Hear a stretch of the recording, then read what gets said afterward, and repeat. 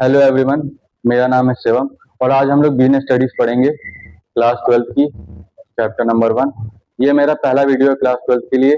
और business studies में लगभग 12 चैप्टर हैं और पार्ट 1 में जो 8 चैप्टर्स हैं वो लगभग मैनेजमेंट के बारे में ही ज़्यादातर उस बुक में दिया हुआ है, जो शुरू के 8 चैप्टर्स हैं। तो चलिए पहला चैप्टर शुरू करते हैं। पहले चैप्टर का नाम है nature and significance of management. आइए पहले जानते हैं कि इस चैप्टर में हम लोग सीखेंगे क्या।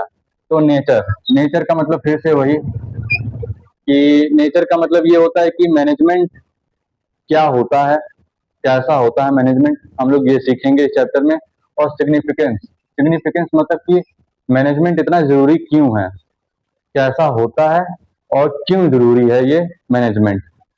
तो मैनेजमेंट का मतलब क्या होता है ये पहले जानते हैं। मैनेजमेंट का मतलब होता है कि कोई भी काम मैनेज करके चलना। जैसे कि ये मान लीजिए किसी भी घर में एक वेल डिफाइंड ऑर्गेनाइज्ड घर होता है। जैसे कि आपको पता रहता है कि टीवी कहाँ पर है, आपको पता रहता है कि अलमारी कहाँ पर है, आपको पता है कि आपके कपड़े कहाँ पर है, चाबियां कहाँ पर हैं। तो मतलब कि एक ऑर्गेनाइज्ड वे में घर में जो सामान है वो रखे हुए हैं, जिसका मैनेज बहुत अच्छे से किया गया है। तो कोई भी काम अगर एकदम वेल ऑर्गेनाइज्ड मैनर में किया जाए तो उसको मैनेजमेंट कहते हैं। और मैनेजमेंट जरूरी इसलिए होता है एक ऑर्गेनाइजेशन में कि वो हेल्प करता है गोल को अचीव करने में। ऑर्गेनाइजेशन मतलब कि जो भी कंपनी या कोई भी बिजनेस हुआ उसमें मैनेजमेंट बहुत जरूरी होता है, क्योंकि आप कोई भी गोल अचीव करते हैं। अगर कोई भी गोल, जैसे कि आपका गोल है कि इस साल मेरा प्रॉफिट 10 गुना बढ़ जाए, या इस साल खत्म होते होते मैं एक और जगह पे अपना बिजनेस खोल दूं, मतलब जो भी आपका गोल हुआ उसके लिए आपको एक स्टेप वाइज काम करना पड़ेगा, एक वेल मैनर में आपको काम करना पड़ेगा। उसी काम को हम लोग मैनेजमेंट कहते हैं। तो चैप्टर का नाम हम लोगों ने समझ लिया है और चैप्टर में क्या पता चलेगा ये भी हम लोगों ने समझ लिया है कि क्या कैसा होता है मैनेजमेंट और क्यों ये इम्पोर्टेंट है मैनेजमेंट। तो इंट्रोडक्शन पहले देखते हैं। Successful organisation do not achieve their goals by chance. मतलब कि जो सक्सेसफुल ऑर्गेनाइजेशन होती हैं वो लोग मतलब कि बाय चांस अपने गोल अचीव नहीं करती हैं। वो लोग अचीव करती हैं एक डेलिब्रेट प्रोसेस करके, जिसका नाम है management. But by following A deliberate process called management. अब डेलिब्रेट का मतलब होता है कि काफी इंपॉर्टेंट और काफी मतलब कि एक शिद्दत से एक प्रोसेस होती है जिसको वो लोग फॉलो करते हैं, जिसका नाम है मैनेजमेंट। तो एक सक्सेसफुल ऑर्गेनाइजेशन अगर किसी को बनानी है तो उसको एक डेलिब्रेट प्रोसेस करना पड़ेगा, जिसका नाम है मैनेजमेंट। और मैनेजमेंट का मतलब क्या है? मैनेजमेंट का मतलब है कि management is a process of getting things done with the aim of achieving goals effectively and efficiently. अब मैनेजमेंट एक प्रोसेस है कि गेटिंग थिंग्स डन, मतलब कि अगर कोई भी ऑर्गेनाइजेशन में कोई भी काम है कि आपको प्रॉफिट बढ़ाना है तो उसके भी कोई स्टेप्स होंगे, कोई भी काम होंगे। तो मैनेजमेंट एक प्रोसेस है जिसमें काम को किया जाता है with the aim of achieving goal. काम को किया जाता है, एम क्या होता है, आपका मकसद क्या होता है कि जो आप काम कर रहे हैं, जो जिस गोल को अचीव करने के लिए वो काम आप इफेक्टिवली और एफिशिएंटली करें। इफेक्टिवली का मतलब होता है कि आप ऐसे समझ लीजिए कि यहाँ पे टी से टाइम और सी से कॉस्ट, मतलब कि टाइमली भी काम हो जाए और मतलब मिनिमम कॉस्ट में भी काम हो जाए। तो एक मैनेजमेंट एक प्रोसेस है जिसमें काम होते हैं। मकसद इसलिए होता है कि जो भी आपका गोल है उसके लिए, और ये टाइमली और मिनिमम कॉस्ट में ये काम हो जाए। ये जैसे कि मान लीजिए आपका एम है कि आपको प्रॉफिट करना है ये साल तक के एंड में, तो आपका टाइमली हो गया कि मतलब कि आपका टाइम एक फिक्स हो गया कि मेरे को इस साल से पहले ये जो मेरा एम है, जो मेरा गोल है वो पूरा हो जाए। तो आपका गोल टाइमली भी अचीव होना चाहिए और मिनिमम कॉस्ट, कि मान लीजिए जो भी खर्चा आएगा उस काम को करने के लिए, वो गोल को अचीव करने के लिए, तो उसको मिनिमम कॉस्ट में, मतलब कि कोई भी वेस्टेज ना हो, मिनिमम कॉस्ट में वो काम कंप्लीट हो जाए। अगर मैनेजमेंट का कोई भी डेफिनेशन पूछेगा तो आपको ये दो चीजें जरूर है उसमें बताने के लिए, क्योंकि ये दोनों चीजें बहुत इंपॉर्टेंट होती है मैनेजमेंट के एक डेफिनेशन में। तो अगर कोई भी मैनेजमेंट का डेफिनेशन पूछेगा, ये दोनों चीजें उसमें जरूर आपको बतानी पड़ेंगी कि कोई भी अगर मैनेजमेंट आप कर रहे हैं तो वो इफेक्टिवली होना चाहिए और एफिशिएंटली होना चाहिए, मतलब टाइमली होना चाहिए और मिनिमम कॉस्ट के साथ होना चाहिए। अब कॉन्सेप्ट क्या है मैनेजमेंट का, कि मतलब कि मैनेजमेंट में क्या क्या आते हैं, मैनेजमेंट में क्या क्या करना पड़ता है। पहले तो प्रोसेस होता है, एक सीरीज और sequence of steps to be followed. कोई भी मैनेजमेंट करते हैं, एक स्टेप्स होते हैं, एक प्रोसेस होता है, कि मतलब कि पहले हम ये करेंगे, पहले हम प्लान करेंगे। तो इसमें 5 होते हैं, जो जिससे फंक्शन भी बोलेंगे हम लोग इस चैप्टर में, फंक्शन ऑफ मैनेजमेंट। जो एक है प्लानिंग, कि प्लान करेंगे कि हम लोगों को क्या करना है। फिर ऑर्गेनाइजिंग, कि मतलब कि उस काम को डिवाइड करेंगे। स्टाफिंग, सही आदमी खोजेंगे उस काम को करने के लिए। डायरेक्टिंग, मतलब कि जैसे कि फिल्मों में डायरेक्टर डायरेक्ट करता है कि कैसे आपको एक्टिंग करनी है, वैसा जो मैनेजर्स हैं वो भी डायरेक्ट करेंगे एम्प्लॉयज को कि कैसे काम करना है। और कंट्रोलिंग, मतलब कि जो भी काम हुआ है वो ठीक से हुआ है, टाइमली हुआ है कि नहीं हुआ है, कॉस्ट मिनिमम कॉस्ट में हुआ है कि नहीं हुआ, मतलब एक तरीके से चेक किया जाता है। तो post DC, planning, organising, staffing, directing, controlling, ये 5 स्टेप में आपका जो मैनेजमेंट है वो पूरा होता है। और जब कंट्रोलिंग होते हैं तो फिर जो भी गड़बड़ी होती है, कि कुछ गड़बड़ आ रही है, कि मेरे को 10% प्रॉफिट चाहिए था पर मेरे को 8 ही आ रहा है, इसका मतलब कुछ गड़बड़ है। तो आप उस गड़बड़ को देखते हैं और फिर जब गड़बड़ पता चल जाती है कि क्या गड़बड़ है, तो आप फिर से प्लान करते हैं उसे ठीक करने के लिए। तो मतलब ये बार बार चलता रहता है। और दूसरा, इफेक्टिवनेस होना चाहिए, मतलब वही टाइमली होना चाहिए। और इफेक्टिवली, इफेक्टिवली मतलब कि एफिशिएंटली, मतलब कि मिनिमम कॉस्ट में। तो इफेक्टिवनेस टाइमली में, और टाइमली टाइमली काम होना चाहिए, और एफिशिएंटली मतलब मिनिमम कॉस्ट में काम होना चाहिए। इसका डिफरेंस देख लेते हैं, तब अच्छे से समझ में आ जाएगा कि इफेक्टिवनेस और एफिशिएंसी, मतलब कि एफिशिएंटली दोनों एक ही है, कि इन दोनों का मतलब क्या होता है। तो इफेक्टिवनेस मतलब कि टाइम, अचीविंग द डिजायर्ड गोल और ऑब्जेक्टिव्स ऑन टाइम। तो मतलब कि इफेक्टिवनेस का मतलब होता है कि कोई भी गोल जो आप अचीव करना चाहते हैं, या कोई भी ऑब्जेक्टिव आप अचीव करना चाहते हैं, वो टाइमली पूरा हो, समय पे आपका जो गोल है वो पूरा हो। और एफिशिएंसी में ये मतलब होता है कि completing the work with minimum cost, time and resources. जो भी आपका काम हो, जो भी आपका गोल है, जो भी आपका काम है, वो कम से कम खर्चे में होना चाहिए और कम से कम रिसोर्सेज में होना चाहिए, वेस्टेज नहीं होनी चाहिए। इफेक्टिवनेस का मतलब होता है डूइंग द राइट टास्क, मतलब कि सही काम करना। और एफिशिएंसी का मतलब होता है doing the task in the right way, काम को करना सही तरीके से। तो इसमें सही काम करना, और इसमें मतलब होता है कि काम को सही तरीके से करना। इसमें होता है कि अचीव किया जाता है हम लोगों को एंड आउटकम देखा जाता है कि जो भी काम हुआ है वो टाइमली हुआ है कि नहीं हुआ है। और इसमें ये मेन फोकस होता है कि optimal optimal use of resources हो, मतलब कि कम से कम रिसोर्सेस खर्च की जाए, कम से कम कॉस्ट में अपना जो भी काम है, जो भी गोल है वो पूरा हो जाए। तो इसमें हम लोगों को सिर्फ देखा जाता है, इसमें सिर्फ टाइमली से मतलब होता है कि टाइम से पूरा हुआ या नहीं हुआ। खर्चा का कोई मतलब नहीं है इसमें। और इसमें खर्चा कि मिनिमम कॉस्ट में काम होना चाहिए और टाइमली भी काम होना चाहिए। तो इसमें काम सही काम होना चाहिए, और इसमें जो काम हो रहा है वो सही तरीके से होना चाहिए। तो मेरे हिसाब से कि जो मैनेजमेंट का मीनिंग है वो मेरे हिसाब से समझ में आ गया होगा। अब चलते हैं नेक्स्ट टॉपिक पर। चलिए अब शुरू करते हैं सेकंड टॉपिक। सेकंड टॉपिक का नाम है कैरेक्टरिस्टिक्स और फीचर्स ऑफ मैनेजमेंट। कि जो मैनेजमेंट हो जो है वो होता क्या है, मतलब कि मैनेजमेंट में क्या क्या होता है। तो मैनेजमेंट को गोल ओरिएंटेड प्रोसेस कहते हैं। गोल ओरिएंटेड प्रोसेस मतलब कि मैनेजमेंट जब भी किया जाता है, गोल को अचीव करने के लिए किया जाता है। तो कोई भी अगर गोल को अचीव करना है तो मैनेजमेंट में एक प्रोसेस होता है जिसको फॉलो करना पड़ता है बहुत शिद्दत के साथ, ताकि जो गोल है वो अच्छे से अचीव हो पाए। परवेसिव मैनेजमेंट एक परवेसिव है। परवेसिव का मतलब होता है यूनिवर्सल, कि मतलब कि हर जगह इसकी जरूरत है।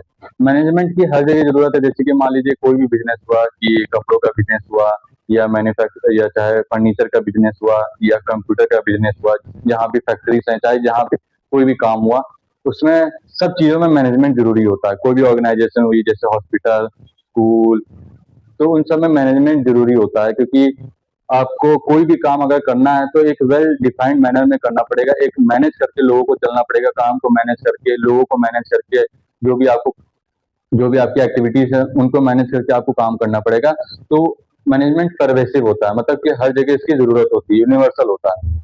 एक कॉन्टिन्यूस प्रोसेस है, जो मैंने बताया। पहले प्लानिंग होगी कि क्या क्या करना है, फिर ऑर्गेनाइजिंग होगी, काम को डिवाइड करेंगे, और फिर उसके बाद होगा स्टाफिंग। सही आदमी के लिए सही काम के लिए सही आदमी लेके आएंगे, कि अगर किसी को अगर मैथ पढ़ाना है स्कूल में तो मैथ का टीचर लेके आएंगे, और अगर अकाउंट्स पढ़ाना है तो अकाउंट्स का टीचर लेके आएंगे। फिर डायरेक्टिंग होगी, कि मतलब कि जो मैनेजर है वो बताएंगे कि काम कैसे करना है, और फिर कंट्रोलिंग होगी, कि मतलब कि जो भी काम हुआ वो देखा जाएगा कि सही हुआ है कि नहीं। अगर वही काम अगर गलत हुआ है तो चेक करते हैं कि कहाँ पे गलती हुई है, और फिर उसको सुधारने के लिए फिर से प्लानिंग करते हैं। तो मतलब ये एक कंटिन्यूस प्रोसेस है, बार बार जरूरत होता है। मैनेजमेंट कोई ऐसा नहीं है कि बस एक बार कर लिया फिर मैनेज करने की जरूरत नहीं पड़ती है।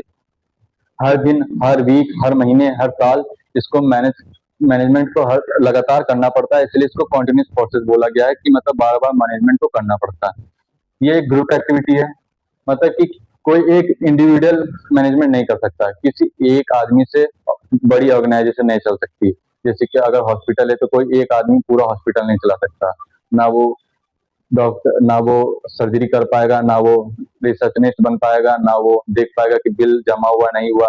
मतलब कि बहुत सारे काम होते हैं हर एक ऑर्गेनाइजेशन में, तो कोई एक आदमी उसको नहीं कर पाएगा, उसके लिए बहुत सारे आदमी चाहिए। तो एक ग्रुप एक्टिविटी होती है कि अगर सब लोग मिल के काम करें तो ही मैनेजमेंट पूरा हो पाएगा। अगर सब लोग मिलजुल के काम नहीं करते हैं टूवर्ड्स द गोल, तो फिर वो काम कंप्लीट नहीं हो पाएगा।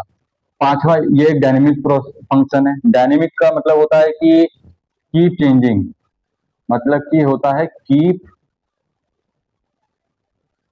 चेंजिंग, मतलब कि समय के साथ बदलते रहना, कि नई नई टेक्नोलॉजी जो भी देश में आती रहती है उसको मतलब कि अडेप्ट करना। कोई भी इकोनॉमिक क्राइसिस होता है या कोई भी पॉलिटिकल मतलब चेंजेस आते हैं, कई सारे रूल्स या रेगुलेशन चेंज होते रहते हैं, पॉलिसी चेंज होती रहती हैं, लॉस चेंज होते रहते हैं।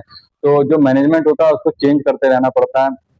ये एक डायनेमिक फंक्शन है, कि जो भी ऑर्गेनाइजेशन होती है उसको बार बार चेंज करना पड़ता है, उसको बार बार देखना पड़ता है कि समय के साथ आपकी जो भी टेक्निक्स है वो पुरानी ना रह जाए। जैसे कि मान लीजिए आप कोई सामान बनाते हैं, पहले आप उस सामान को बनाने में आपको 2 घंटे लगते थे, पर अब ऐसी टेक्नोलॉजी आ गई जिसको वही सामान 2 घंटे में वो आधे घंटे में बना देता है।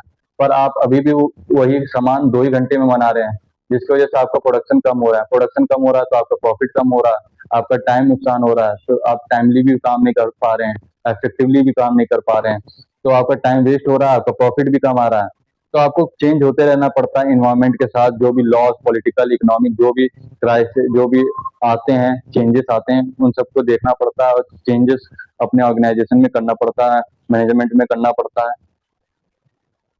Sixth, intangible force. ये मतलब कि इंटेंजिबल का मतलब होता है कि आप देख नहीं सकते, कैन नॉट सी। आप देख नहीं सकते, आप छू नहीं सकते। मैनेजमेंट अगर कोई भी होता है, मान लीजिए गोल के लिए कोई भी मैनेजमेंट करता है, गोल को पूरा करने के लिए, तो आप उसको देख नहीं सकते हैं, उस काम को आप छू नहीं सकते हैं, आप मतलब महसूस कर सकते हैं, आप फील कर सकते हैं कि हाँ, सब लोग मिलके काम कर रहे हैं, सबकी जरूरत जरूरत जो है वो पूरी हो रही है कि नहीं हो रही है। सब जो भी आपके एम्प्लॉयज हैं उनके पर्सनल बेनिफिट या पर्सनल ऑब्जेक्टिव्स पूरे हो रहे हैं कि नहीं हो रहे हैं, सोसाइटी के जो ऑब्जेक्टिव्स हैं वो पूरे हो रहे हैं कि नहीं हो रहे हैं, खुद के जो होते हैं ऑब्जेक्टिव्स वो पूरे हो रहे हैं कि नहीं हो रहे हैं, तो आप उन्हें फील कर सकते हैं मैनेजमेंट के द्वारा, आप उसे छू नहीं सकते हैं। मल्टी डायमेंशनल, मल्टी डायमेंशनल मतलब होता है कि इसमें कई सारे विभाग होते हैं, मतलब कि इसमें कई सारे काम होते हैं जिसमें मैनेजमेंट को जरूरत होता है, मैनेजमेंट की जिसमें जरूरत होती है। तो 3 चीजें होती हैं, कि management of work, management of people और मैनेजमेंट ऑफ ऑपरेशन, मतलब एक्टिविटीज। तो मैनेजमेंट ऑफ वर्क मतलब होता है कि पहले तो काम को मैनेज करना, कि कौन सा काम करना है, क्या क्या काम करने हैं उस गोल को पूरा करने के लिए। फिर पीपल का मैनेजमेंट होता है, कि कितने लोग लगेंगे, कैसे लोग लगेंगे, कितने हाई स्किल के लगेंगे, कितने लो स्किल के लगेंगे। फिर एक्टिविटीज का मैनेजमेंट होता है, कि जब आप काम करते हैं तो चेक करते रहते हैं कि काम ठीक से हो रहा है कि नहीं हो रहा। मान लीजिए कि आप कोई भी काम कर रहे हैं, आप स्कूल खोल रहे हैं, तो पहले आप देखेंगे कि स्कूल में मैनेजमेंट ऑफ वर्क, कि कितने टाइम पे स्कूल शुरू होगा, कितने टाइम पे खत्म होगा, कितने पीरियड्स होंगे, कितने क्या टाइम टेबल होगा, कितने सब्जेक्ट पढ़ाए जाएंगे, कौन से स्ट्रीम होंगे, बिल्डिंग कैसी होगी, सब पहले वर्क देखना पड़ेगा, मैनेज करना पड़ेगा। फिर मैनेजमेंट ऑफ पीपल, कि मैथ पढ़ाने के लिए कौन सा टीचर लाना है, अकाउंट्स पढ़ाने के लिए कौन सा टीचर लाना है, हिंदी पढ़ाने के लिए कौन सा टीचर रखना है। तो फिर पीपल का मैनेजमेंट करते हैं। और फिर मैनेजमेंट ऑफ ऑपरेशन, मतलब कि जैसे जैसे स्कूल चलता रहता है तो प्रिंसिपल जो होता है स्कूल का, वो जो हेड होता है वो चेक करता रहता है कि स्कूल का काम ठीक से चल रहा है कि नहीं, कहीं किसी चीज में प्रॉब्लम तो नहीं है, कहीं कोई बिल्डिंग या कोई सामान टूट नहीं गया है, सब ठीक से चल रहा है कि नहीं चल रहा है। तो तीनों में हम लोगों को मैनेजमेंट करना पड़ता है, काम में, लोगों में, और जो एक्टिविटीज आप करते हैं उसका। तो एक गोल ओरिएंटेड प्रोसेस है कि गोल को अचीव करने में मदद करता है, परवेसिव है, हर जगह यूज होता है, कॉन्टिन्यूस है कि मतलब लगातार आपको मैनेजमेंट करना पड़ता है, ग्रुप एक्टिविटी है, मतलब कि किसी एक आदमी से मैनेजमेंट नहीं हो सकता है, बहुत लोगों को मिल के ही ये करना पड़ता है। और सबके जब तक पर्सनल जो ऑब्जेक्टिव है, जैसे कि वर्किंग कंडीशन, सैलरी, या जो उनका रिस्पेक्ट है, या करियर अपलिफ्टमेंट जो है, वो सब जब तक कंप्लीट नहीं होती तब तक सब एम्प्लॉयज मिलकर काम नहीं कर पाएंगे। तो ग्रुप एक्टिविटी है, डायनेमिक फंक्शन है, समय के साथ चेंज होना पड़ता है, इंटेंजिबल है, आप छू या देख नहीं सकते हैं मैनेजमेंट को। और एक मल्टी डायमेंशनल है, मतलब कि कई विभागों में इसकी जरूरत पड़ती है, जैसे वर्क, पीपल या एक्टिविटीज में। तो आई होप ये टॉपिक समझ में आया होगा। अब चलते हैं नेक्स्ट टॉपिक पर। और इस चैप्टर में लगभग 10 टॉपिक हैं, तो 5 टॉपिक मैं इस वीडियो में बनाऊंगा और बाकी के जो 5 टॉपिक है वो मैं अगले वीडियो में बनाऊंगा। तो चलते हैं नेक्स्ट टॉपिक पर। चलिए अब देखते हैं नेक्स्ट टॉपिक कि ऑब्जेक्टिव्स ऑफ मैनेजमेंट, कि मैनेजमेंट जो होता है वो क्यों होता है, कि मतलब कि मैनेजमेंट जो हम लोग करते हैं ऑर्गेनाइजेशन में वो क्यों किया जाता है मैनेजमेंट को, ये हम लोग देखेंगे इस टॉपिक में। तो 3 ऑब्जेक्टिव्स होते हैं, एक होता है ऑर्गेनाइजेशनल, एक होता है सोशल, और एक होता है पर्सनल। ऑर्गेनाइजेशनल मतलब होता है एक खुद का, कि खुद के क्या ऑब्जेक्टिव्स हैं। सोशल मतलब होता है सोसाइटी रिलेटेड, कि जो आपकी सोसाइटी है जहां पर आप अपने प्रोडक्ट्स बेच रहे हैं, उस उनके लिए आपके क्या ऑब्जेक्टिव्स हैं। और पर्सनल, कि आपके जो एम्प्लॉयज हैं जो आपके अंडर काम कर रहे हैं, उनके लिए आपके क्या ऑब्जेक्टिव्स हैं। तो खुद के आपके क्या ऑब्जेक्टिव्स हैं, मतलब ऑर्गेनाइजेशन ऑब्जेक्टिव्स क्या है आपके। पहला सर्वाइव, कि कोई भी अगर आप कंपनी खोलेंगे, कोई भी आप बिजनेस खोलेंगे, तो सबसे पहले आप जो भी मार्केट है उसमें आप सर्वाइव करने की कोशिश करेंगे, कि मतलब कि आपने जितना पैसा लगाया, आपकी दिन की खर्ची निकल रही है कि नहीं निकल रही है, आपने जितना पैसा ने लगाया है उतना कवर हो पाया है कि नहीं हो पाया। वरना अगर आप सर्वाइव ही नहीं कर पाएंगे मार्केट में और पहले प्रॉफिट देखने लगेंगे, तो आपकी जो कंपनी है वो मतलब डूब जाएगी, आपके पैसे डूब जाएंगे। और एक बार अगर आप सर्वाइव कर गए तो आप प्रॉफिट करें। फिर जब आपको लगे कि आप मार्केट में पूरी तरह से सर्वाइव कर चुके हैं, मतलब कि अब आप नीचे नहीं गिर सकते हैं, तो आप फिर धीरे-धीरे प्रॉफिट करें, कि मतलब कि आप थोड़ा सामानों के जो दाम है वो थोड़े बढ़ा सकते हैं। पहले थोड़े कम दामों पे बेच रहे थे बाकियों के बजाय, ताकि आप सर्वाइव कर सके, आपके कस्टमर बढ़ सके। फिर आप थोड़े से दाम उतने कर देते हैं जितने बाकी लोग भी बेच रहे हैं, ताकि आपका प्रॉफिट हो सके। और जब आप एक बार प्रॉफिट कर लेते हैं, फिर आप जो आपका ऑर्गेनाइजेशन होता है, बिजनेस होता है, आप उसकी ग्रोथ करते हैं, मतलब री इन्वेस्ट करते हैं, आप उसको एक्सपेंड करते हैं। 5 से 10 लोग रखते हैं, 5 मशीनों से 10 मशीनें रखते हैं। आप अपने मतलब बिजनेस को एक्सपेंड करते हैं। तो पहला सर्वाइव करते हैं, फिर प्रॉफिट करते हैं, फिर ग्रोथ करते हैं ऑर्गेनाइजेशन की या बिजनेस की। तो ये होते हैं खुद के ऑब्जेक्टिव्स। सोसाइटी के क्या ऑब्जेक्टिव्स हैं आपके लिए। जो आप प्रोडक्ट बना रहे हैं वो इको फ्रेंडली होना चाहिए, मतलब कि कोई भी ऐसा प्रोडक्ट ना हो जो मतलब कि इन्वायरमेंट को नुकसान पहुंचाए। दूसरा, क्वालिटी प्रोडक्ट्स होने चाहिए, मतलब कि सामान में जो क्वालिटी होनी चाहिए वो काफी सही होनी चाहिए बाकी के बजाय, ताकि आपका सामान ज्यादा से ज्यादा बिक सके। रीजनेबल प्राइस होना चाहिए। मान लीजिए आप कोई ऐसी जगह बेच रहे हैं जहाँ पे थोड़े गरीब लोग रहते हैं, लो पर कैपिटा इनकम के लोग रहते हैं, तो वहां पर आपका सामान मान लीजिए हाई प्राइस पर है, तो वो लोग सामान नहीं खरीदेंगे, जिस वजह से आपका जो कमाई है वो नहीं हो पाएगा, जिस वजह से आपको प्रॉफिट नहीं हो पाएगा और आपका बिजनेस बंद हो सकता है। तो आपका प्राइस कम होना चाहिए। और एम्प्लॉयमेंट अपॉर्चुनिटीज होती हैं, कि मान लीजिए अगर कहीं कहीं पे भी अगर बिजनेस या ऑर्गेनाइजेशन खुलती है, वहां पे एम्प्लॉयमेंट होती का अपॉर्चुनिटीज जो होती हैं वो बढ़ जाती हैं। जैसे कि कहीं भी अगर ऑर्गेनाइजेशन खुलती है, वहां पर हर ऑर्गेनाइजेशन को आदमी की जरूरत होती है, काम करने के लिए आदमी उन्हें चाहिए होता है। तो कहीं भी अगर ऑर्गेनाइजेशन या बिजनेस खुलता है, तो वहाँ के जो आसपास के लोगों होते हैं उनके लिए एक काम मिल जाता है, उनके लिए एक अपॉर्चुनिटी बन जाती है कि वो इस मतलब कि नए बिजनेस या जो नया ऑर्गेनाइजेशन खुला वहां पे जाकर अपना मतलब रिज्यूम दे के आप काम में आप मतलब कि आपको जॉब मिल सकती है, तो एक एम्प्लॉयमेंट ये क्रिएट करता है। तो सोशल में आपकी सोसाइटी के लिए क्या ऑब्जेक्टिव्स हैं? एक तो इको फ्रेंडली प्रोडक्ट होना चाहिए, मतलब कि नुकसान ना पहुंचाए इन्वायरमेंट को, क्वालिटी प्रोडक्ट होने चाहिए, कम से कम प्राइस होना चाहिए, अच्छा प्राइस होना चाहिए और एम्प्लॉयमेंट क्रिएट करना चाहिए। पर्सनल ऑब्जेक्टिव्स क्या होते हैं? मतलब कि एम्प्लॉयज के लिए आपके क्या ऑब्जेक्टिव्स हैं? फिनेंशियल नीड्स, मतलब कि जो सैलरी है, गुड सैलरी होनी चाहिए, सही सैलरी होनी चाहिए, ताकि एम्प्लॉयज जो हैं वो खुश रह सकें और आपका जो गोल है वो मदद करने में हेल्प कर सकें। हायर लेवल नीड्स पूरी हो उनकी, जैसे कि जो कैरियर अपलिफ्टमेंट होता है, मतलब कि आप उन्हें पेंशन दीजिए, उनको इंश्योरेंस दीजिए, कि मतलब कि उन्हें मतलब इंश्योर करा दीजिए कि आपका जो ये जॉब है, जॉब सिक्योरिटी दीजिए, मतलब कि जो आप जॉब कर रहे हैं ये काफी सिक्योर जॉब है और आपको इसमें पेंशन, मतलब कि आने वाले जीवन के लिए भी आप उन्हें को मदद दीजिए। और सोशल नीड पूरा कीजिए, उनको रिस्पेक्ट दीजिए, उनका सम्मान कीजिए, ऐसे काम अवार्ड्स दीजिए, पार्टी रखिए, ताकि आपके जो एम्प्लॉयज है वो खुश रह सकें। तो फाइनेंशियल नीड्स पूरी करिए, जैसे सैलरी हो गया, अच्छी सैलरी दीजिए, हायर लेवल नीड्स पूरी करिए, कैरियर अपलिफ्टमेंट होना चाहिए, पेंशन दे सकते हैं, सोशल नीड्स पूरी करना है जिसमें रिस्पेक्ट, अवार्ड, आप पार्टीज रख सकते हैं ताकि आपके जो एम्प्लॉयज हैं वो खुश रह सकें। तो खुद का ये होता है कि सर्वाइव, प्रॉफिट, ग्रोथ करना होता है, सोसाइटी के लिए आपके प्रोडक्ट्स और प्राइस, एम्प्लॉयमेंट क्रिएट करना होता है, और एम्प्लॉयज के लिए आपकी सैलरी और करियर अपलिफ्टमेंट होना चाहिए और रिस्पेक्ट देना और पार्टी अवार्ड्स होने चाहिए एक ऑर्गेनाइजेशन में। तो आई होप ये टॉपिक आपको समझ में आया होगा। अब चलते हैं नेक्स्ट टॉपिक पर। अब चलिए देखते हैं फोर्थ टॉपिक, जो है इम्पोर्टेंस ऑफ मैनेजमेंट। कि जो मैनेजमेंट होता है वो इतना इम्पोर्टेंट क्यों किसी भी ऑर्गेनाइजेशन के लिए या बिजनेस के लिए? तो पहले तो वो हेल्प करता है अचीविंग ग्रुप गोल। फिर से वही बात की, जो मैनेजमेंट इसलिए जरूरी होता है क्योंकि मैनेजमेंट से आप जो भी आपके गोल्स होते हैं वो आपको अचीव करने में मदद करता है।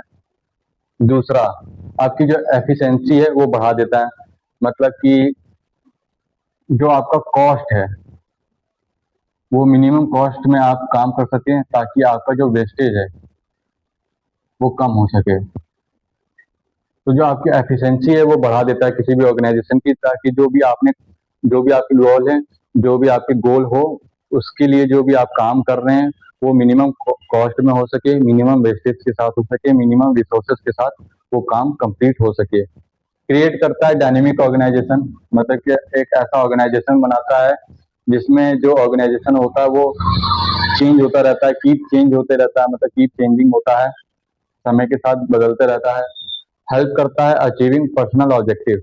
पर्सनल ऑब्जेक्टिव जो होते हैं, एम्प्लॉयज जो होते हैं उनके जो ऑब्जेक्टिव होते हैं, फाइनेंशियल नीड्स या जो भी अभी ऑब्जेक्टिव में हमने पढ़ा कि फाइनेंशियल नीड्स या हायर लेवल नीड्स, जो भी सोशल नीड्स जो भी एम्प्लॉयज के होते हैं, वो हेल्प करता है अचीव करवाने में उनके।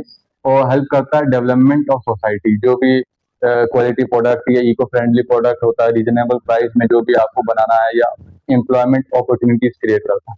तो आप लगभग ये देख सकते हैं कि ये जो तीनों चीज हैं कि एक तो गोल को अचीव करने में मदद करता है, एफिशिएंसी बढ़ा देता है, डायनेमिक कर देता है, ये तो हो गया आपकी, ये तीनों आपका हो गया एक तरह से ऑर्गेनाइजेशन गोल, ऑर्गेनाइजेशन ऑब्जेक्टिव मान लीजिए एक तरीके से इसको।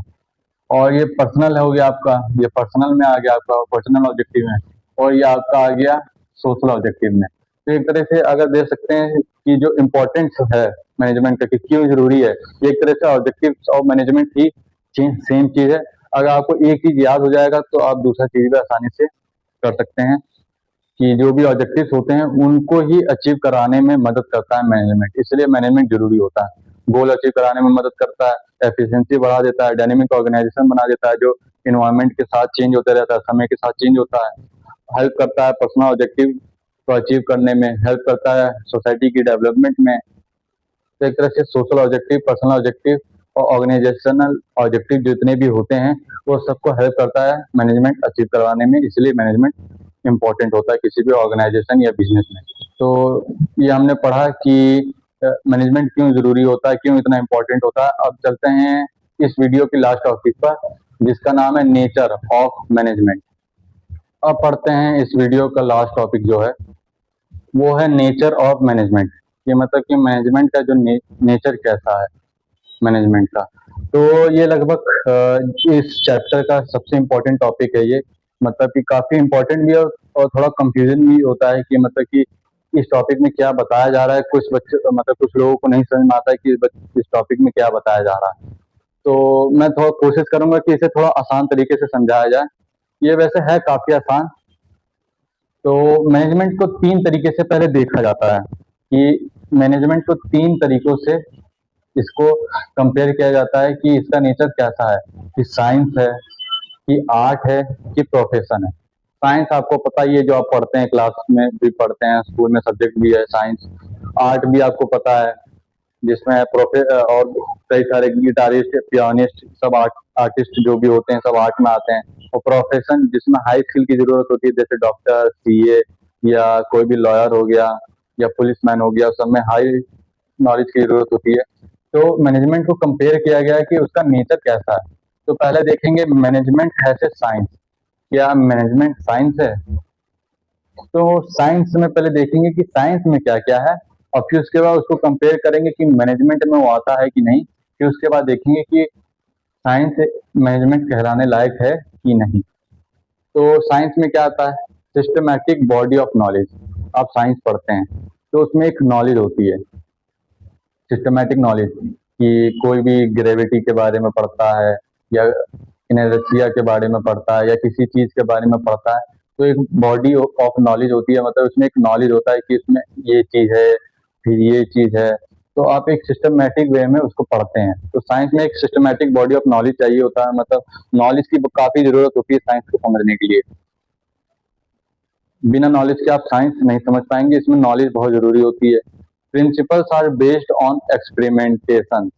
जो भी लॉ होते हैं, law of gravity, law of inertia हो गया, या आपका कोई भी लॉ हो गया, उस जितने भी लॉ बने रहते हैं वो सब एक्सपेरिमेंट पे बने रहते हैं। जैसे कि लॉ ऑफ ग्रेविटी न्यूटन ने किया था, तो उसमें एप्पल नीचे गिरा, फिर उसके बाद कई सारे एक्सपेरिमेंट किए गए, एप्पल गिरा के देखा गया, पेड़ नीचे गिरा के देखा गया कि वो काम कर रहा है, ग्रेविटी काम कर रही है कि नहीं कर रही है। तो कई सारे एक्सपेरिमेंट पे जो साइंस होता है, कई सारे प्रिंसिपल्स जो होते हैं उसके, लगभग सारे प्रिंसिपल जो होते हैं, सारे लॉस जो होते हैं, वो एक्सपेरिमेंट पे बने रहते हैं। कोई भी फैक्ट या उस पर मुंह बोली पे नहीं बने होते हैं, एक्सपेरिमेंट पे बने रहते हैं। और यूनिवर्सल वैलिडिटी होता है, मतलब कि जो इंडिया में पढ़ाया जा रहा है जो साइंस, वो बाकी देशों में भी वही चीज, चाइना में भी पढ़ाया जाएगा वही चीज, जापान में भी पढ़ाया जाएगा वही चीज, पाकिस्तान में भी पढ़ाया जाएगा। तो अगर लॉ ऑफ ग्रेविटी इंडिया में भी वही चीज है, तो वही चीज वो चाइना में भी पढ़ाया जाएगा, वही चीज वो पाकिस्तान में भी पढ़ाया जाएगा।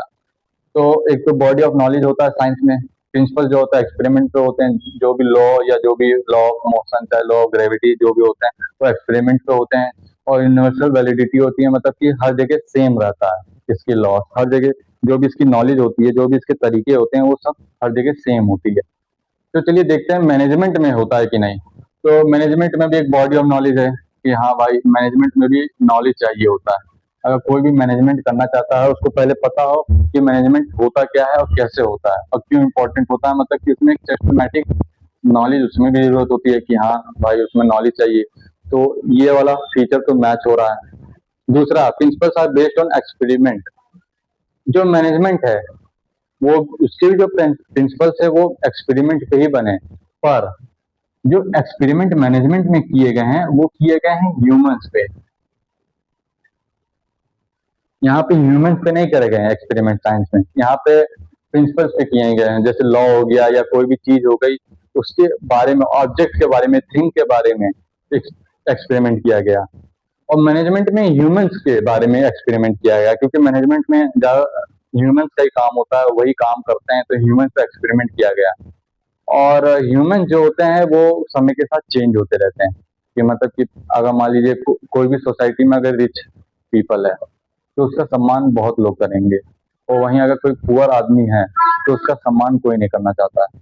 और वही अगर पुअर जो इंसान है वही अगर पढ़ लिख के बड़ा आदमी बन जाए तो उसी का सब फिर से सम्मान करने लग जाते हैं। तो ह्यूमन जो है उसको कोई बता नहीं सकता है, मतलब कि कोई उसको एक्सपेरिमेंट करके कोई ह्यूमंस को ये नहीं समझ पाएगा कि ह्यूमंस एक जैसे होंगे भी कि नहीं, क्योंकि ह्यूमंस बदलते रहते हैं, समय के साथ चेंज होते रहते हैं।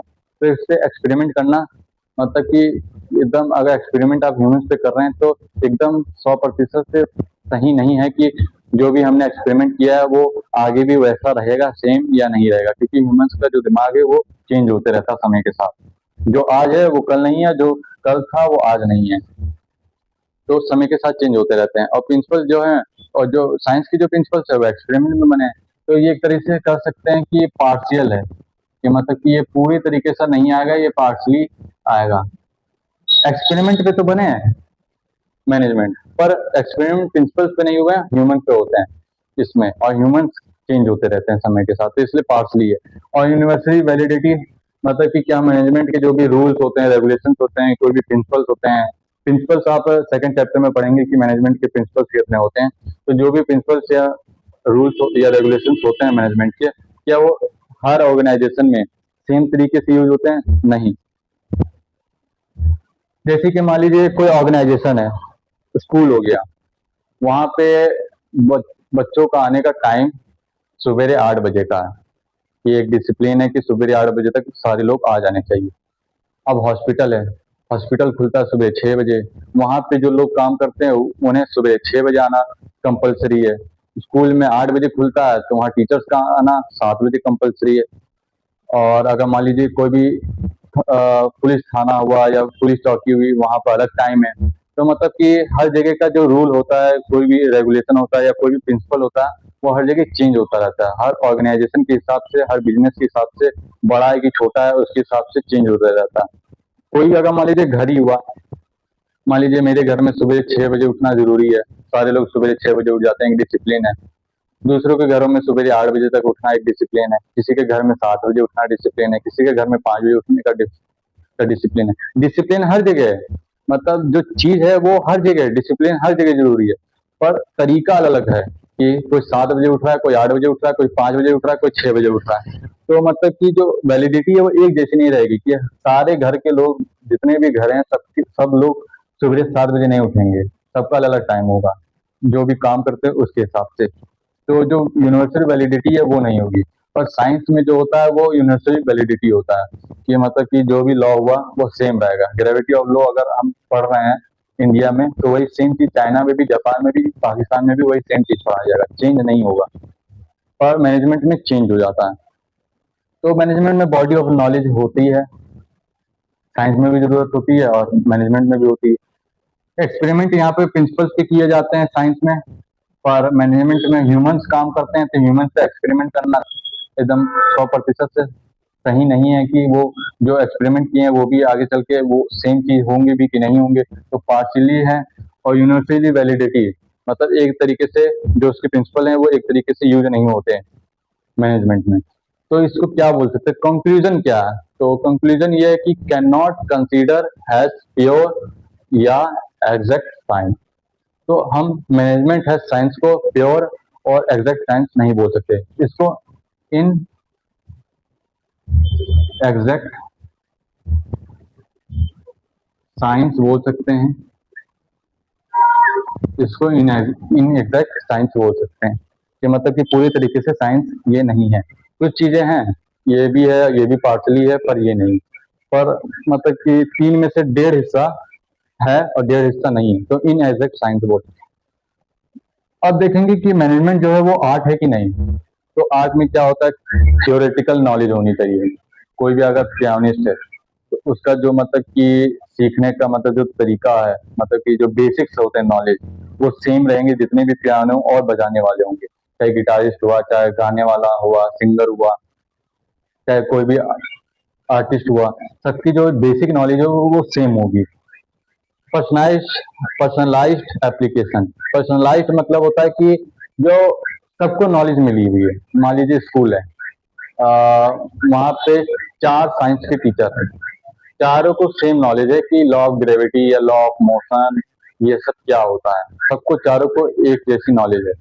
पर जो पढ़ाने का तरीका चारों का अलग अलग है। कोई अलग तरीके से पढ़ाएगा, कोई अलग एग्जाम्पल्स के साथ पढ़ाएगा, कोई लाइव एग्जाम्पल्स के साथ पढ़ाएगा, कोई एक्सपेरिमेंट करके पढ़ाएगा। तो मतलब सबका तरीका अलग अलग है। तो आर्ट में भी जो भी होते हैं, आर्टिस्ट होते हैं या कोई भी पियानिस्ट होता है, गिटारिस्ट होता है, सिंगर होता है, सबका स्टाइल अलग अलग होता है गाने का। सिंगर से देख लीजिए, गाना मतलब जो बेसिक्स होते हैं, सारे गामा पाधा निशा सबके सेम होते हैं, सबकी लेस सेम होती है। पर जब वो गाते हैं सबका अलग स्टाइल होता है कि ये सिंगर को ज्यादातर लव और रोमांटिक सॉन्ग ज्यादा अच्छे लगते हैं इसको गाने के लिए, इस सिंगर को सैड सॉन्ग गाने के लिए ज्यादा सही है ये। तो सबके लिए अलग अलग, जो मतलब कि अलग अलग अपने ढंग से इसको जो बेसिक्स नॉलेज होती है उसको वो यूज करते हैं। तीसरा, based on practice and creativity, मतलब कि समय के साथ जैसे जैसे प्रैक्टिस करते रहते हैं वैसे वैसे क्रिएटिविटी बढ़ती रहती है।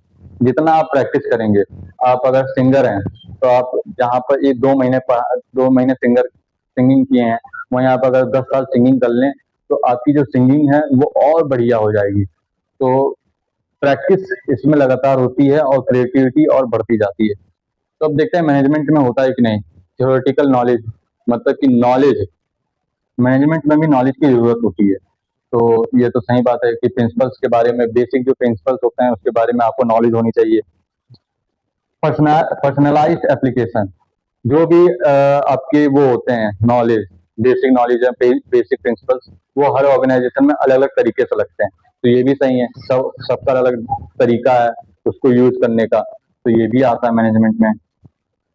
मैनेजमेंट है आर्ट में बेस्ड ऑन प्रैक्टिस। कोई भी ऑर्गेनाइजेशन अगर उसी चीज को, उसी प्रिंसिपल को अगर बार बार प्रैक्टिस करेगा तो उसकी क्रिएटिविटी और बढ़ती जाएगी, मतलब कि उसकी जो तरीका है करने का वो और इनहेंस हो जाएगा, उसकी टेक्निक, उसके इनोवेशंस और ज्यादा होने लगेंगे। तो ये भी आएगा। तो अगर देखा जाए कि तीनों आ रहे हैं इसमें, नॉलेज भी आ रहा है कि हाँ, मैनेजमेंट में भी और आर्ट में भी, दोनों में नॉलेज चाहिए। पर्सनलाइज एप्लीकेशन, सबका अपना अपना तरीका है उसको यूज करने का, जो भी बेसिक नॉलेज है। और प्रैक्टिस दोनों में जरूरत होती है कि जैसे जैसे प्रैक्टिस करेंगे वैसे वैसे क्रिएटिविटी और वैसे वैसे मतलब एक प्रोफेशनल आर्टिस्ट या मैनेजमेंट का जो भी काम है आपका वो कर पाएंगे। तो हम लोग कंक्लूजन में क्या कह सकते हैं कि we can call management as a science. तो मैनेजमेंट एज ए साइंस ये सही है, इसको हम यस कर सकते हैं कि मैनेजमेंट को हम लोग आर्ट बोल सकते हैं। तो तीसरा है मैनेजमेंट एज ए प्रोफेशन, कि मैनेजमेंट क्या प्रोफेशन है। तो साइंस देखा इन एग्जैक्ट है, मैनेजमेंट को आर्ट एज एन आर्ट बोल सकते हैं, क्या प्रोफेशन बोल सकते हैं मैनेजमेंट को। ये लास्ट है इसमें नेचर ऑफ मैनेजमेंट में। तो प्रोफेशन में क्या क्या होता है जरूरी वो देखते हैं। पहले होता है well defined body of knowledge. Profession होता क्या है? प्रोफेशन ऐसी स्किल होती है, ऐसी हाई स्किल या हाई नॉलेज होती है जो बाकी के मुकाबले, बाकी बाकी आदमी के मुकाबले एक प्रोफेशनल आदमी के पास ज्यादा होती है। चाहे वो नॉलेज हो, चाहे वो स्किल हो, चाहे वो जो भी उसका एक्सपीरियंस हो वो ज्यादा होता है बाकियों के मुकाबले। जैसे कि सीए हो गया, डॉक्टर हो गया। अब डॉक्टर को ज्यादा नॉलेज है कि अगर कोई भी बीमारी है तो उसको कैसे ठीक करा जा सके बाकी आदमियों के बजाय। तो एक well defined body of knowledge होती है प्रोफेशन में, कि भाई बिना नॉलेज के अगर डॉक्टर बनना है तो एमबीबीएस करना पड़ेगा, एमबीबीएस की पढ़ाई करनी पड़ेगी। सीए बनना है तो फिर सीए की तैयारी करनी पड़ेगी। अगर आईएएस ऑफिसर बनना है तो यूपीएससी की तैयारी करनी पड़ेगी। तो एक नॉलेज, बॉडी ऑफ नॉलेज होनी चाहिए। रेस्ट्रिक्टेड एंट्री होती है इसमें, मतलब कि कोई भी ऐसे नहीं कि डॉक्टर बन जाए। कि अगर मान लीजिए 4 लोग हैं तो अगर चारों लोग जो हैं वो ये नहीं बोल सकते कि भाई मेरे को ये पता है कि इस बीमारी का इलाज क्या होगा तो मैं एक डॉक्टर हूँ। इसमें रेस्ट्रिक्टेड एंट्री होती है। जब तक आपके पास एमबीबीएस की डिग्री नहीं है आप डॉक्टर नहीं कहलाएंगे। जब तक आप सीए की तैयारी करके कंप्लीट नहीं कर चुके हैं तब तक आप चार्टेड अकाउंटेंट नहीं कहलाएंगे। तो इसमें एक डिग्री होती है, प्रोफेशनल डिग्री होती है। बिना डिग्री के आप खुद को एक प्रोफेशनल व्यक्ति नहीं बोल सकते हैं। प्रोफेशनल एसोसिएशन होते हैं। कोई भी प्रोफेशन होता है उसका एसोसिएशन होता है, जिसमें जो भी लोग होते हैं, जो भी प्रोफेशन के लोग होते हैं वो उस एसोसिएशन में जाते हैं, मतलब कि वहाँ पे वो सीखते हैं कि इसकी नॉलेज कैसी है, इसका स्किल कैसा है और इसमें डिसिप्लिन कैसा है। तो डॉक्टर का भी हर एक एसोसिएशन होता है कि वहाँ पर क्या होता है। जैसे कि लॉयर, उनके बार काउंसिल होते हैं, वहाँ पर वो सीखते हैं कि लॉयर जो होते हैं वो कैसे केस लड़ते हैं, कैसे केस लेते हैं। सब चीज का नॉलेज होता है, वो एसोसिएशन होता है इसमें। Existence existence of ethical codes, जो भी आदमी प्रोफेशन है, पढ़ा लिखा इंसान है, जो प्रोफेशन है, जो मतलब एक प्रोफेशनल डिग्री वाला इंसान है, आदमी उससे उम्मीद करेगा कि वो एक मॉरल में काम करे, एक डिसिप्लिन, मतलब उसका एक प्रिंसिपल हो कि कोई भी मतलब ऐसा नहीं है कि जो चोरी करे या कोई भी वो करे कि आप डॉक्टर के पास गए तो आपने कोई भी बीमारी की दवा मांगी, उसने गलत बीमारी की दवा दे दी। आप उस पर भरोसा करेंगे, आप उसके मॉरल पे या आप उसके प्रिंसिपल्स पे भरोसा करेंगे कि वो ऐसा गलत काम नहीं करेगा, वो ईमानदार होगा। सर्विस मोटिव, प्रोफेशन का काम होता है ज्यादातर सर्विस देना और फीस लेना। तो प्रोफेशन में एक तो बॉडी ऑफ नॉलेज की जरूरत होती है, रेस्ट्रिक्टेड एंट्री होती है, बिना डिग्री के कोई भी अपने आप को डॉक्टर, लॉयर या सीए नहीं बोल सकता। प्रोफेशनल एसोसिएशन होते हैं सबके, कि जहाँ पे वो सीखते हैं और अ, उसके बारे में, जो भी उनका प्रोफेशन है उसके बारे में और सीखते हैं वहाँ पर। और एथिकल कोड्स होते हैं उनके, मोरल होता है उनका, और सर्विस मोटिव होता है उनका। मेन मोटिव होता है सर्विस देना। अब देखते हैं मैनेजमेंट में ये सब चीजें आती हैं कि नहीं। तो मैनेजमेंट में बॉडी ऑफ नॉलेज की जरूरत होती है। लगभग हमने तीनों में देखा कि नॉलेज की जरूरत होती है, चाहे आर्ट हुआ, चाहे साइंस हुआ, चाहे प्रोफेशन हुआ, और मैनेजमेंट में भी नॉलेज की जरूरत होती है। रेस्ट्रिक्टेड एंट्री क्या होती है? नहीं होती है। कोई भी आदमी अपने आप को डॉक्टर नहीं बोल सकता जब तक उसके पास एमबीबीएस की डिग्री ना हो। और कोई भी कपड़ों का बिजनेस खोल सकता है, उसमें कोई डिग्री की जरूरत नहीं है। क्या प्रोफेशनल एसोसिएशन है? अगर देखा जाए तो पर्सनल जो एसोसिएशन तो है, all India management association, AIMA, एक एसोसिएशन है मैनेजमेंट का भी, ऑल इंडिया मैनेजमेंट एसोसिएशन। पर कंपलसरी नहीं है कि जो भी काम, जो भी बिजनेस कर रहे हैं, जो भी ऑर्गेनाइजेशन है, वो सब इसमें रजिस्टर होने चाहिए। कोई कंपलसरी नहीं है। कुछ लोग होते हैं, कुछ लोग नहीं होते हैं, तो कोई कंपलसरी नहीं है, इसलिए ये भी नहीं है। अगर कंपलसरी होता कि रजिस्ट्रेशन कराना कंपलसरी है, तब ये आता, वरना ये भी नहीं आएगा। क्या मॉरल एथिकल कोड्स होते हैं? देखा जाए तो मॉरल एथिकल कोड्स नहीं होते हैं। मॉरल एथिकल कोड्स नहीं होते हैं, जैसे कि मान लीजिए कि क्या कोई भी एथिकल कोड्स होते हैं? नहीं होते हैं। जो भी मैनेजमेंट होता है उसका एक मॉरल होता है, पर एक कंपलसरी नहीं है कि सबको वही प्रिंसिपल्स या वही डिसिप्लिन करना है। तो ये भी एकदम मतलब एकदम करेक्ट नहीं है कि ये भी होना चाहिए। सर्विस मोटिव भी नहीं होता है। मैनेजमेंट का काम सिर्फ सर्विस देना ही नहीं होता, उसका मोटिव प्रॉफिट देना भी होता है। तो अगर कोई भी बिजनेस आप खोलते हैं या कोई भी ऑर्गेनाइजेशन आप करते हैं, तो उसमें मेन मकसद भी, कुछ ऑर्गेनाइजेशन, कुछ बिजनेस का मेन मकसद प्रॉफिट भी होता है, सिर्फ सर्विस देना ही नहीं होता। और कुछ लोगों का कस्टमर सेटिस्फेक्शन भी होता है, किसी का सोशल ऑब्जेक्टिव भी होता है कि सर्विस देना है। तो मतलब सबका सर्विस का मोटिव नहीं होता है। तो वेल डिफाइंड नॉलेज चाहिए होती है, रिस्ट्रिक्टेड एंट्री नहीं होती है, एसोसिएशन नहीं है, पर कंपलसरी नहीं है कि सबको होना चाहिए। एथिकल कोड भी नहीं है, सबको जरूरी नहीं है कि प्रिंसिपल फॉलो करना चाहिए या मॉरल फॉलो करना चाहिए, कोई कंपलसरी नहीं है। और सर्विस मोटिव नहीं होते हैं, प्रॉफिट भी हो सकता है, कुछ भी हो। तो इसको क्या कह सकते हैं कि management is an path of becoming a profession. हो सके आने वाली टाइम में जो मैनेजमेंट है वो प्रोफेशन बन जाए, पर फिलहाल के लिए मैनेजमेंट ऐसे प्रोफेशन बोलना गलत है। तो हमने देखा कि मैनेजमेंट ऐसे साइंस इनएग्जैक्ट है, कि भाई हम लोग मैनेजमेंट को साइंस नहीं बोल सकते, इनएग्जैक्ट है, क्योंकि सब चीजें नहीं आ रही हैं, कुछ ही चीजें आती हैं। आर्ट बोल सकते हैं कि हाँ मैनेजमेंट ऐसे आर्ट हम लोग बोल सकते हैं, और प्रोफेशन हम लोग नहीं बोल सकते हैं। ये बोल सकते हैं कि ये अभी पाथ पे है, हो सके आने वाले समय में मैनेजमेंट जो है प्रोफेशन बन जाए। तो मेरे हिसाब से नेचर ऑफ मैनेजमेंट आपको समझ में आया होगा। Management as a science, management as an art, management as a profession. काफी थोड़ा मतलब मुश्किल टॉपिक इस चैप्टर में यही है। और दो ही इंपॉर्टेंट टॉपिक है इस चैप्टर में, एक ये नेचर ऑफ मैनेजमेंट, और एक है कोऑर्डिनेशन। और फंक्शंस ऑफ मैनेजमेंट भी एक इंपॉर्टेंट टॉपिक है। तो लगभग मैंने इस वीडियो में 5 टॉपिक पढ़ा दिए हैं। अब लगभग बचे हैं 5 टॉपिक, जिसमें मेन लेवल ऑफ मैनेजमेंट या फंक्शन ऑफ मैनेजमेंट आएंगे, और कोऑर्डिनेशन आएगा, जो मैं अगले वीडियो में बताऊंगा। तो आई होप कि जितना भी मैंने पढ़ाया है, जितना भी टॉपिक मैंने समझाया है, वो आपको समझ में आया होगा।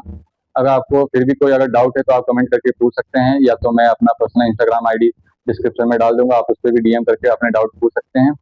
और मेरा वीडियो देखने के लिए थैंक यू। और प्लीज़ लाइक और शेयर कीजिए मेरी वीडियो को, और इस चैनल को सब्सक्राइब कर लीजिए, और प्लीज़ मेरे को सपोर्ट करते रहिएगा। और थैंक यू मेरा वीडियो देखने के लिए। बाय।